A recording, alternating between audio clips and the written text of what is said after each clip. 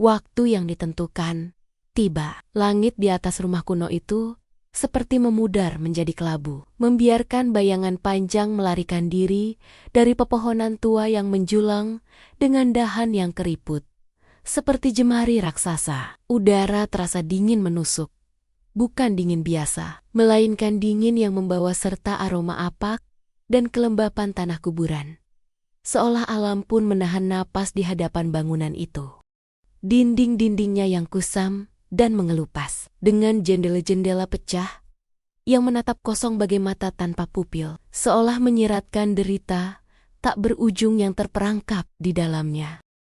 Dengan hati berdebar kencang, Barata dan Pak Kiai melangkah maju, membawa harapan sekaligus ketegangan yang pekat. Begitu kaki mereka menginjak halaman yang ditumbuhi ilalang kering, yang berdesir pelan, seperti bisikan-bisikan tak kasat mata. Barata terkesiap, napasnya seketika sesak, seperti ada tangan dingin yang tak terlihat mencekik tenggorokannya. Pundak dan lehernya mendadak terasa berat, seolah beban ribuan tahun duka dan energi gelap menimpanya sekaligus, membuat langkahnya goyah. Hawa menusuk itu adalah sambutan, sebuah peringatan dari sesuatu yang tidak ingin mereka melangkah lebih jauh. Pak Kiai, dengan mata tajam nan tenang, menyadari ancaman itu. Tanpa buang waktu, beliau mengambil segenggam garam dari kantung kecil di balik sorbannya. Dengan gerakan cepat, garam itu ditaburkan ke tubuh Barata diiringi lantunan doa yang menggema. Barata menjerit tertahan. Rasa perih yang teramat sangat membakar kulitnya, seolah jutaan jarum api menusuk setiap pori. Ia tak bisa menahan diri. Tangannya mencengkeram lengan Pak Kiai. Matanya terpejam erat, mengikuti setiap doa yang dipanjatkan, memohon perlindungan dari Allah. Ya, anasir jahat itu nyata, berdiri di ambang pintu kegelapan, merintangi mereka. Setelah berhasil menghalau serangan awal, Pak Kiai menuntun Barata untuk beristirahat sejenak di bawah pohon yang kering. Mereka berdua memejamkan mata, memusatkan diri, berzikir dan berdoa. Udara di sekitar mereka masih terasa berat, penuh energi negatif yang mengintai. Ada apa ini Pak Kiai? Kenapa terasa berat sekali pundak dan leher saya? Barata bertanya. Suaranya tercekat. Pak Kiai menatap tajam ke arah rumah. Ada yang menghalangi kita, Barata. Kuasa kegelapan itu. Dia tidak akan rela melepaskan jiwa-jiwa yang sudah lama ia penjarakan. Barata mengangguk. Napasnya masih terengah. Insya Allah, kita tetap lanjutkan, Pak Kiai. Mereka butuh kita. Pak Kiai menghela napas panjang. Insya Allah, nak. Ini bukan hanya tentang mereka, tapi juga tentang ujian keikhlasanmu. Mohonlah kekuatan pada Allah. Tenangkan dirimu, kuatkan batinmu. Kita akan memasuki rumah itu. Teruslah berzikir. Iya, Pak Kiai, jawab Barata, mengumpulkan keberanian yang tersisa. Pak Kiai kemudian melangkah ke pintu rumah, menaburkan garam lebih banyak hingga ambang pintu itu tampak berkerudung putih. Beliau membuka tempat air kecil yang dibawanya, lalu dengan gerakan tegas memercikannya ke dalam ruangan pertama. Tetesan air itu berdesis, seolah menyentuh bara. Perlahan, mereka berdua memasuki rumah. Setiap langkah terasa berat, seolah dinding-dinding itu sendiri menekan mereka. Semakin dekat mereka ke kamar tempat Barata bertemu Utari. Tekanan itu semakin mencekik. Hawa dingin yang mematikan menusuk hingga ke tulang. Tiba-tiba, dari lorong gelap di samping kamar, terdengar geraman rendah yang membuat bulu kuduk meremang. Pak Kiai segera bereaksi. Beliau menyabetkan kain sorbannya ke arah suara itu, seolah melemparkan jaring tak kasat mata, sambil mengumandangkan doa-doa dengan suara yang lebih keras dan penuh kekuatan.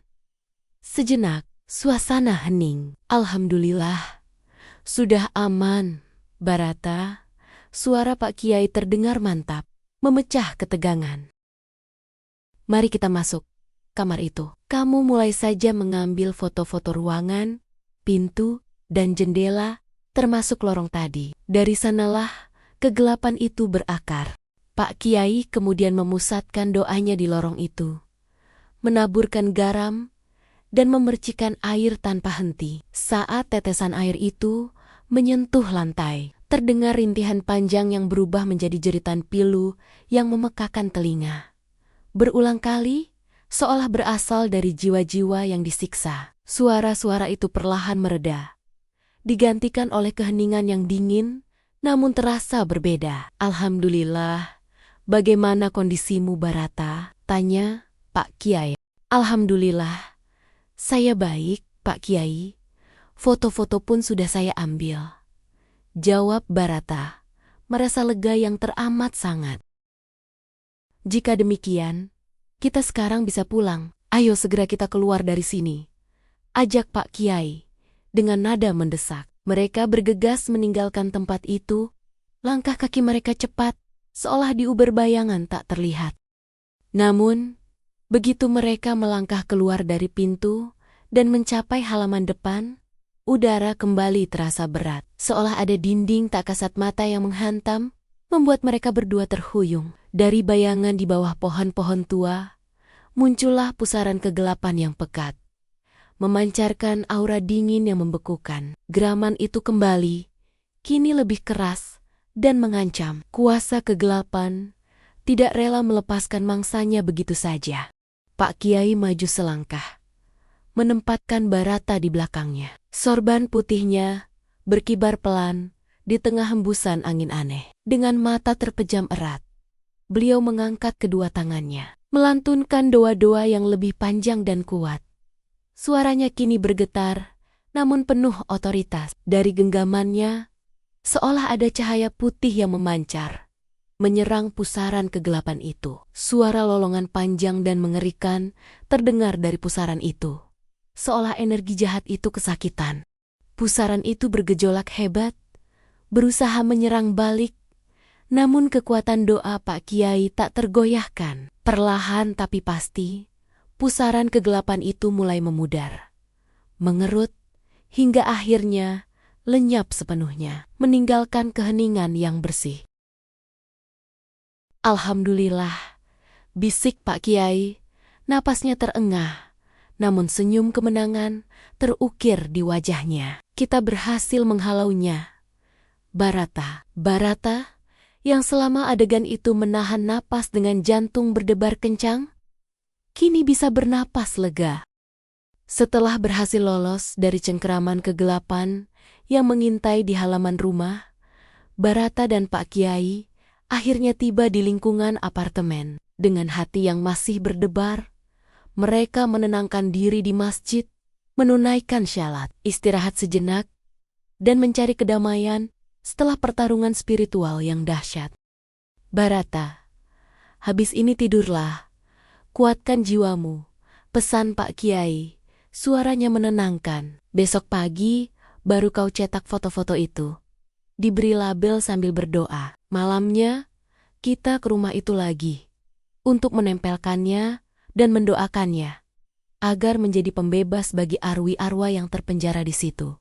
Insya Allah." Barata mengangguk, menyimpan tekadnya.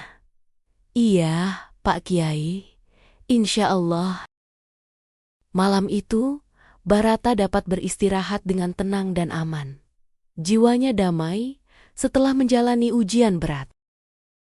Namun, Pak Kiai tidak tidur. Bersama murid-muridnya, beliau melanjutkan tadarus Al-Quran dan melaksanakan syalat tahajud bersama hingga masuk waktu subuh, sebuah pengorbanan dan dedikasi yang nyata demi memastikan jalan pembebasan arwah itu benar terbentang.